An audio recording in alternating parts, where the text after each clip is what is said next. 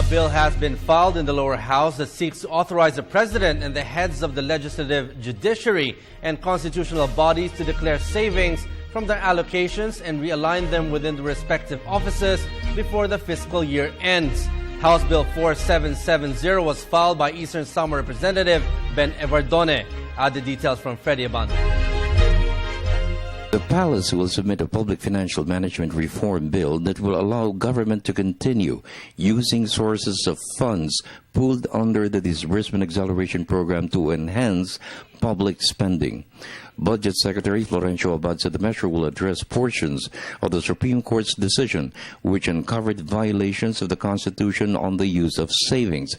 Abad said the bill will spell out what are savings, unused appropriations, and at what time of the fiscal year can they be spent. Because the Supreme Court required us to wait until November of this year before determining those. So, but that will be too late for us. So if we can in fact define it in such a way that we can do it, at midterm, then that will be preferable. Speaker Feliciano Belmonte stressed the Constitution has no definition of savings. Belmonte said the House will clarify all the concerns of the executive and determine how savings may be realigned without violating the Supreme Court's ruling. It is up to us to legislate the proper definition of it, the proper applicability of it, and so forth. How far it extends, whether our proposed law extends to the use of unprogrammed funds, at what point can you use it? And the other point pointed out, because as we know, there must be an item of appropriation. Now, what does an item of appropriation means? Is it a line? Is it a program? Is it a that's all of those sort of things are within the area that we can look into.